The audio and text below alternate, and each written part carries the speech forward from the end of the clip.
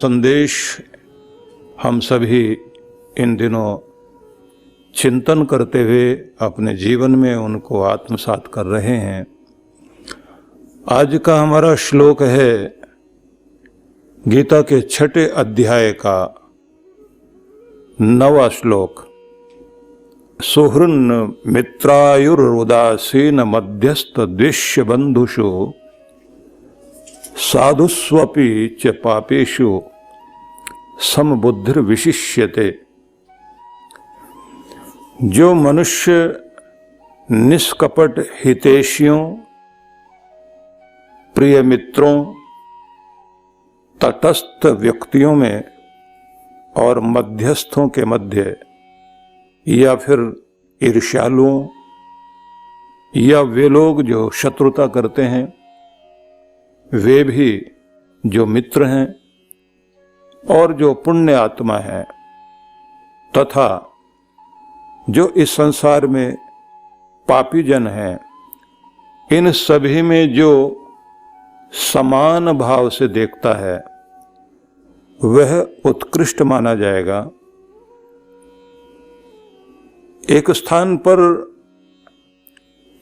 एक शब्द पाठभेद भी माना गया है कि विशिष्यते के स्थान पर विमुच्यते है, जिसका अर्थ होता है कि ऐसा व्यक्ति ही मुक्त होता है।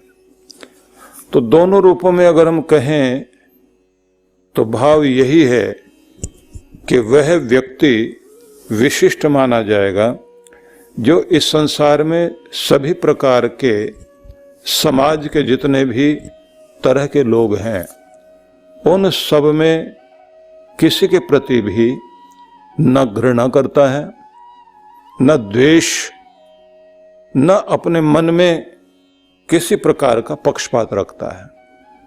सब में अपने ईश्वर को अनुभव करे और सब व्यक्तियों के अंतर में जो एक ही तरह की आत्मा है, उस आत्मा को अनुभव करता हुआ संसार के सभी प्राणी मात्र के प्रति, मनुष्यों के प्रति, कहना चाहिए कि सभी प्रकार के जो अपने और पराये लोग हैं, क्योंकि इनमें दो ही विशेष रूप से भेद बताए गए हैं। वे जिन्हें आप प्यार कर सकते हैं या फिर वे जिनके प्रति आपके मन में द्वेष जाग सकता है। वे व्यक्ति जिनके निकट आने की इच्छा आपको होगी, वे व्यक्ति जिनसे आप दूर भागना चाहेंगे।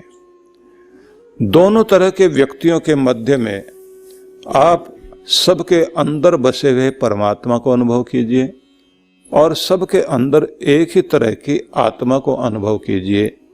और सबके साथ हमारा कभी न कभी कोई न कोई निकटता का संबंध रहा है, इस बात को ध्यान में रखते हुए उनके प्रति अपने मन को वितृष्णा से या आकर्षण से, मोह से न बंधने दीजिए।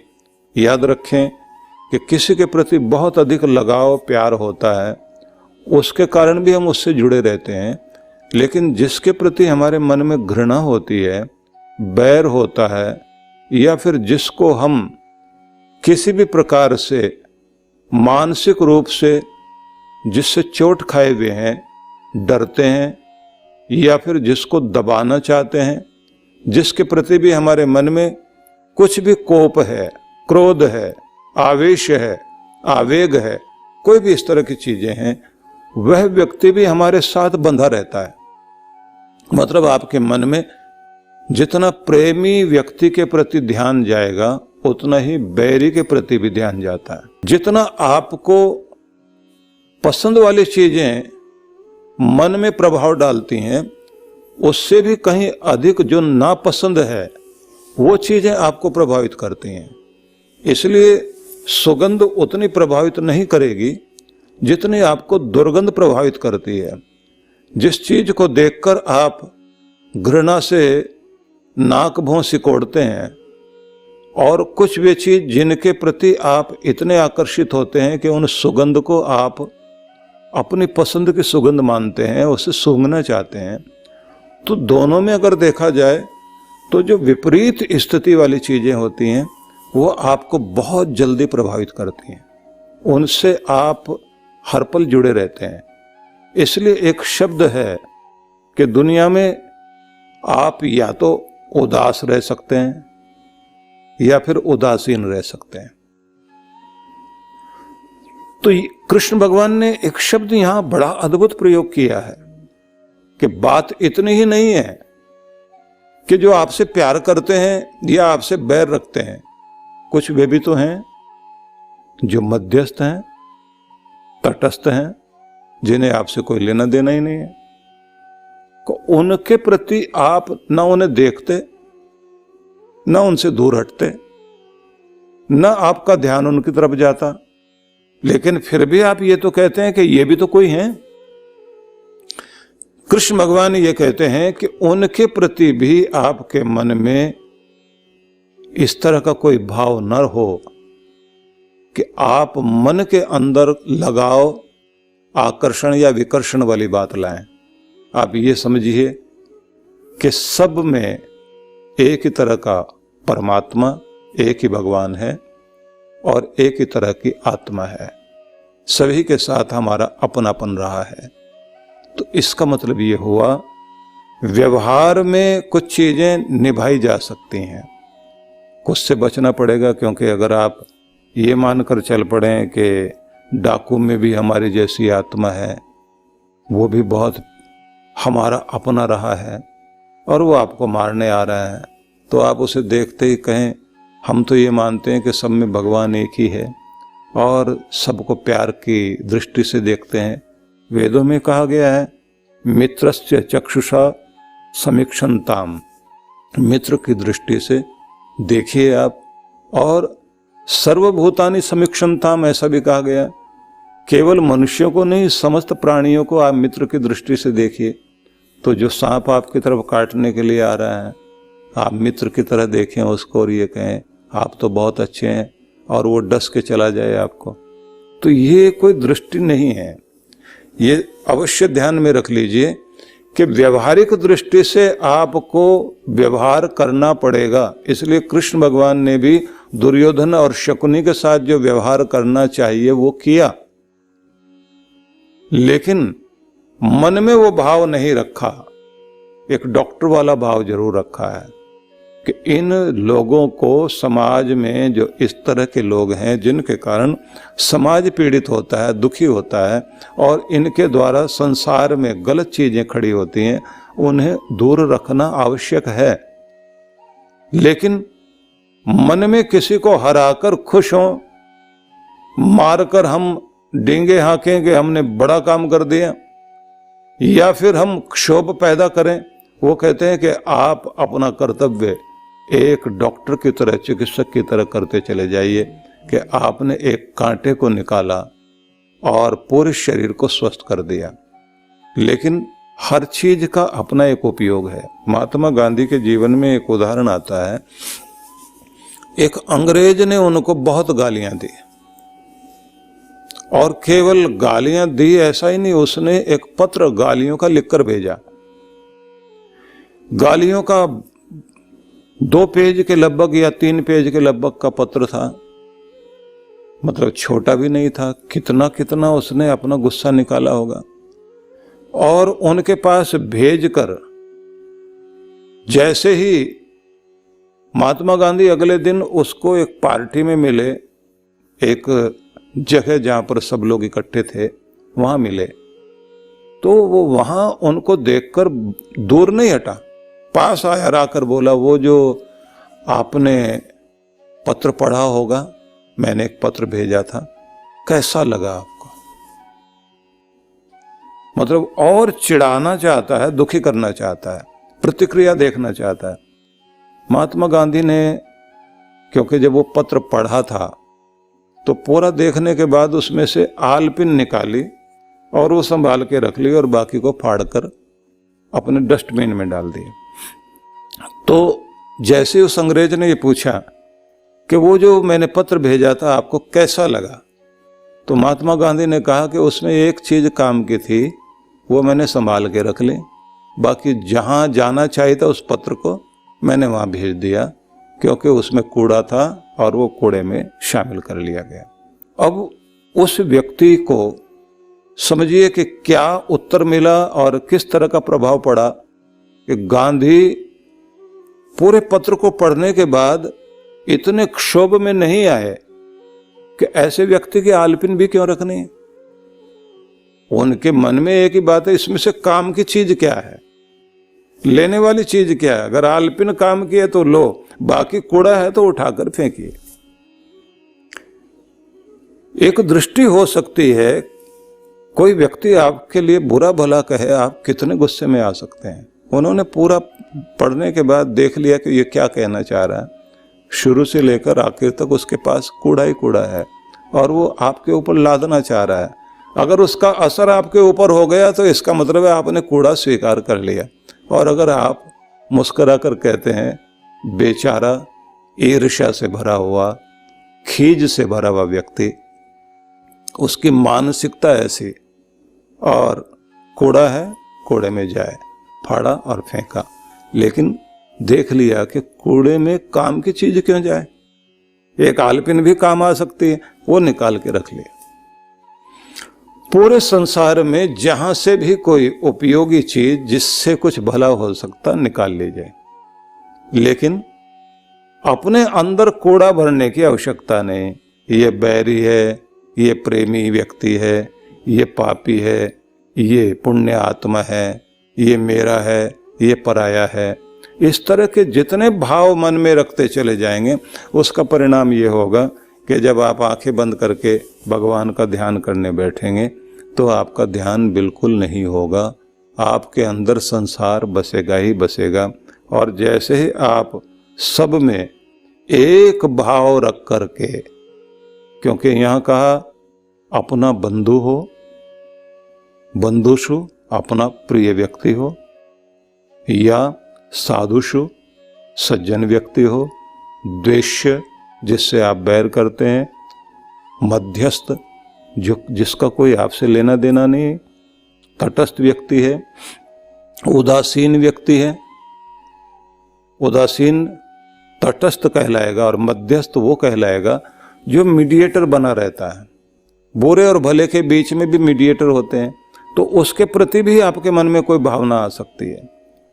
क्योंकि इससे पहले श्लोक में उन्होंने कहा था कि सर्दी गर्मी, सुख दुख, मान अपमान, तीन अवस्था बताई थी कि शरीर को प्रभाव पड़ता है सर्दी गर्मी का, मन पर प्रभाव पड़ता है सुख दुख का, और आपकी बुद्धि पर असर पड़ता है मान अपमान का। तीनों अवस्थाओं में अपने आप को जो संभाले रखे।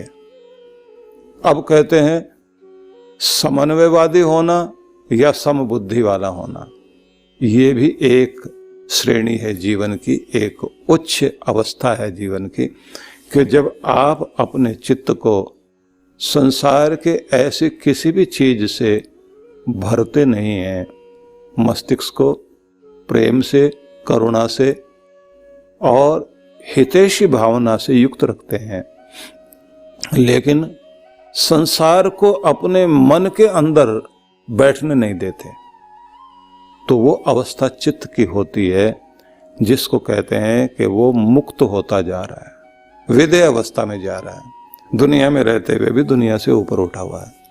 यह अवस्था वो मानी जाएगी कि जब व्यक्ति योगी होकर के जीवन जीता है। तो ऐसे योगियों के लिए संसार में सभी तो प्यारे, सभी अच्छे, सभी के प्रति सद्भावनाएं, लेकिन जिनके द्वारा समाज में कुछ भी कष्ट पहुंचाया जा रहा है, उनके प्रति जो कुछ वो व्यवहार कर सकते हैं जरूर करेंगे, लेकिन मन में बैर द्वेष बिल्कुल नहीं रखेंगे, मन को मैला नहीं रखेंगे, मन में कोई गांठ बांधकर नहीं रखेंगे।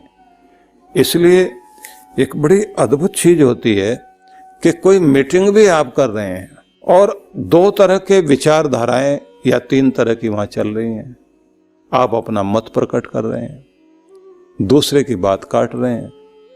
जब आप दूसरे की बात काटेंगे तो उसके अहंकार को चोट लगती है, उसको गुस्सा आएगा, ये तो मेरा अपमान करना चाहता है। तो उस समय में ऐसा लगता है कुछ लोगों को कि उस छोटी सी मीटिंग में ही एक गांठ बांध करके बैठ जाएंगे कि इन्होंने जो है मेरा अपमान किया, और देर तक वो चीज जो है लड़ाई चलती रहती है।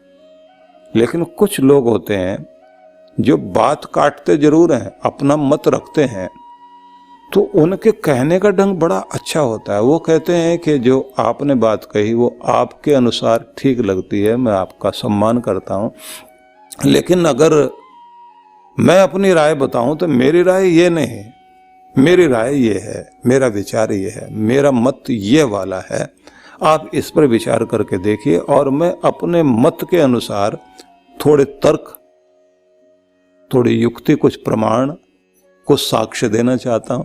तो व्यक्ति अपनी बात प्रस्तुत करता है और उसके बाद वो कहता है कि मैं सभी सदस्यों से ये कहूंगा कि आप इनको भी ध्यान में रख करके विचार कीजिए, क्योंकि हम यहाँ किसी विवाद के लिए नहीं बैठे, किसी एक निर्णय पर जाने के लिए बैठे हैं, और सभी सदस्यों के अच्छे सुझाव यहाँ आ रहे हैं, जो सबको स्वीकार होगा उसे हम लोग जो है प्रयोग में ले आए तो ज़्यादा अच्छा होगा।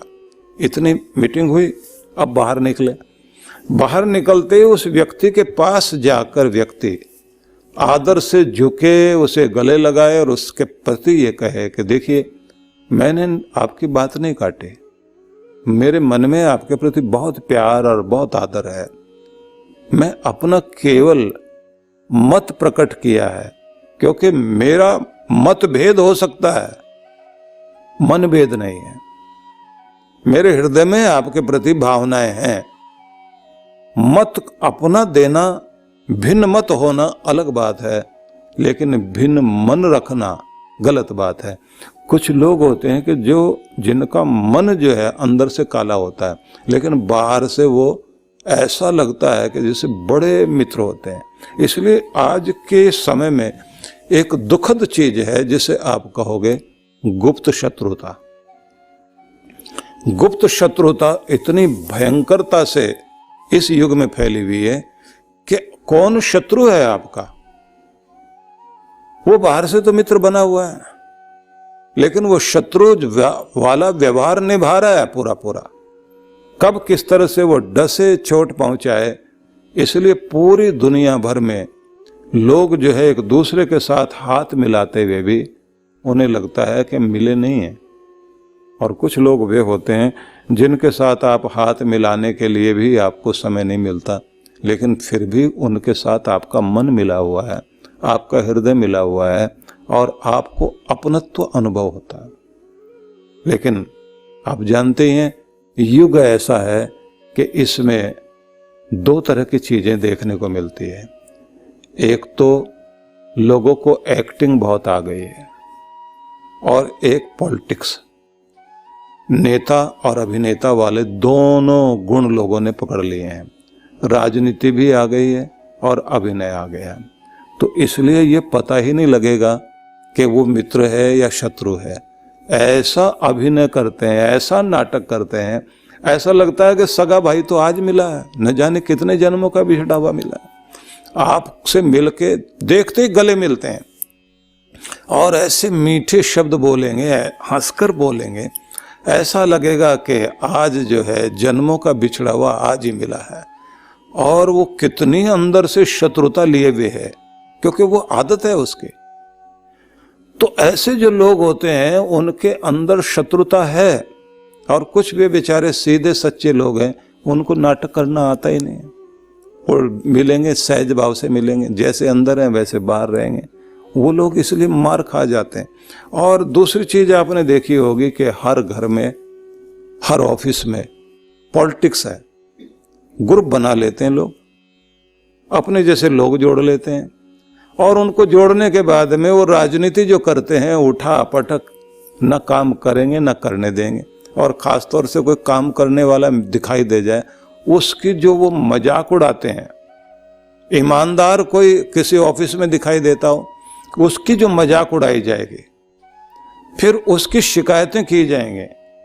सरकारी दफ्तरों में अधिकांश होता है, ऊपर तक उसकी फाइल को खराब करने में और उसका ट्रांसफर कराने में पूरी चंडाल चौकड़ी इस तरह से काम करती है कि वो बेचारे के ट्रांसफर होते रहेंगे, आज घर यहाँ तक बदला।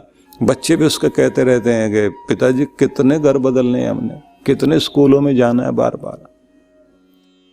जब तक वो टूट ना जाए, इसलिए पॉलिटिक्स और नाटक, अभिनय, ये लोगों ने पहन लिया है।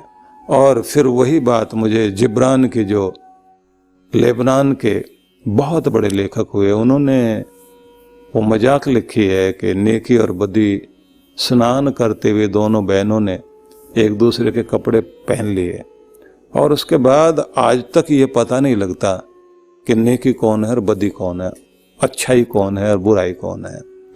आदमी जो अच्छा है वो बेचारा अच्छा दिखाई नहीं दे पा रहा है, और जो बुरा है, क्योंकि बुरे आदमी का होमवर्क बहुत अच्छा होता है। ऐसे जो चालाक लोग होते हैं इतने बढ़िया से अपनी फाइलें मेंटेन करेंगे, एक एक चीज ऐसे ढंग से दिखाएंगे कि आप उनका हिसाब किताब कभी देखिए, ऐसा लगता है कि अभी तैयार करके बैठे, आओ देखो साहब हम लोग तो बिल्कुल ठीक ठाक है। और सच्चा आदमी, जब मैं ठीक हूं तो मुझे क्या डरने की बात है। इसलिए आप समझ लीजिए कि इस संसार में, जैसे विदुर जी ने कहा था ना, पंचत्वा अनुगमिष्यन्ति यत्र यत्र गमिष्यसि, दुनिया के किसी भी कोने में चले जाइए, आपको 5 लोग आपके साथ चलेंगे ही चलेंगे। पूछा वो 5 लोग कौन है? बोले एक तो जहां भी तुम अनजान जगह में भी चले जाओ तो तुम्हें एक व्यक्ति तो ऐसा मिल जाएगा जो आपका जाते दोस्त हो जाएगा, और एक व्यक्ति ऐसा मिलेगा आपको जाते दुश्मनी उसने शुरू कर देनी है, ना लेना ना देना, पर उसको आपके प्रति बैर जरूर रहेगा। एक वो होगा जिसके सहारे आप रहोगे, एक ऐसा आदमी होगा जिसको आप सहारा दोगे, तो 4 तो यही हो गए। अब 5वां उन्होंने कहा कि वह व्यक्ति होगा जिसे ना आपसे कोई लेना ना देना है, वो तटस्थ रहेगा, वो मध्यस्थ रहेगा, वो बीच का व्यक्ति रहेगा। बोले 5 लोग तो यही, इसी को कहते समाज। ये समाज तो आपको मिलेगा ही, लेकिन कृष्ण भगवान ये समझाना चाहते हैं, समाज समाज में रहे तो ठीक है, तुम्हारे दिमाग में नहीं रहना चाहिए, तुम्हारे मस्तिष्क में तो तुम्हारा परमात्मा बसना चाहिए, तुम्हारे अंतर में तो जो है समभाव रहना चाहिए, कि जिससे तुम्हें परमात्मा की प्रतिपल अनुभूति हो सके, प्रतिपल तुम्हें अपने आत्म स्वरूप का बोध हो सके, तुम अपने आप को समझ पाओ। क्योंकि जैसे कल हम लोग चर्चा कर रहे थे कि एक ही घर में हम रहते हैं, शरीर में ही हमारी आत्मा है, एक ही स्थान में बसते हुए कि रूह और जिस्म का रिश्ता भी क्या अजीब रिश्ता है, इस शरीर का और इस आत्मा का रिश्ता भी क्या अनोखा रिश्ता है। उम्र भर साथ रहे, तारुफ नहीं हुआ, साथ साथ रहे पूरी जिंदगी, लेकिन परिचय नहीं हुआ कि ये मेरा शरीर और ये मैं इससे अलग।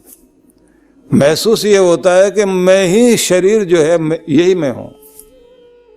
तो हम उस समय में जब समभाव में रहते हैं, तब हमें स्वयं की पहचान होती है कि ये मैं शरीर मेरा है, लेकिन मैं शरीर नहीं हूं। एक विधि हम लोग कराया करते हैं ध्यान में, उस विधि में एक बड़ी अजीब चीज होती है कि जब से आपने जन्म लिया और जिस दिन नाम रखा गया, जब आप बड़े हुए और बस्ता लेकर के स्कूल बैग लेकर स्कूल जाने लगे, उस सारी घटना को याद करो और वहां से शुरुआत करो कि जहां आपके मन पर पहली मैल पड़ी, आपने कोई चीज चुराई और आपने झूठ बोला, कि संसार की यात्रा शुरू हो गई, मन पर मैल पड़नी शुरू हो गई। और फिर वहां लेकर जाते हैं कि आपका मन चलते चलते चलते आज वहां पहुंच गया है कि जिनके लिए जिंदगी भर पाप किए, वो सब संपत्ति के लिए लड़ रहे हैं और जाने वाला प्राण छोड़ रहा है, देह छूट गई, आत्मा उड़ गई। अब वही आत्मा आकर अपने घर में, मतलब शरीर धारण नहीं किया, बिना शरीर के आत्मा आकर के सबको देख रही है। सारे बच्चे अपने अपने कमरों में और सब घर में अंदर बात कर रहे हैं। पत्नी कह रही है आप बुद्धू बने रहते हैं, बड़ा भाई जो है सारी संपत्ति ले जाएगा, बीच वाला ले जाएगा, तुम्हें भी आगे बढ़ करके अपना हिसाब करना चाहिए और जल्दी से जल्दी जो है उनकी वसीयत खुलवाओ, देखो क्या मिला है क्या नहीं है। इस समय जो रोने धोने से बात नहीं बनेगी। कान खड़े रखो, आंखें अपनी चारों तरफ लगाए रखो। और वो भी कहता है कि हाँ तू बिल्कुल ठीक कह रही है, अपनी पत्नी को समझाता है। अब आत्मा देख रही है और वो कहती है कि अभी तो मैं, शरीर मेरा जला है और चित्र बाहर रखा हुआ है, आए गए लोगों के सामने ये रोते दिखाई देते हैं, लेकिन इनको पिता प्यारा नहीं है, इनको तो संपत्ति प्यारी है। और तीसरे दिन जब दुकान खुल जाती है, दुकान पर जा जा करके बैठने लग जाते हैं। आए गए व्यक्ति के सामने अपने दुख प्रकट करते हुए, पिताजी के बारे में बात करते हुए ऐसा दिखाई देता है कि जैसे इनको सच में दुख है, लेकिन व्यवहार वैसे चल रहा है। और फिर उसे लगता है मैं किन के लिए गुनाह कर रहा था। मेरे साथ तो ना तो धन गया, मेरे साथ मेरे रिश्ते जो हैं वो भी अपनी अपनी वस्तुओं के प्रति उनका लगाव है। मैंने किस तरह का जीवन जिया। तब वो प्रार्थना करता है भगवान एक तो मेरा मोह छुड़ा और दूसरा दोबारा जन्म दे, मैं जरूर दुनिया के कर्तव्य अपने फर्ज पूरे करूं, लेकिन तुम्हारे प्रति और खुद के प्रति जो मेरा फर्ज है मैं उसे कभी ना भूलूं।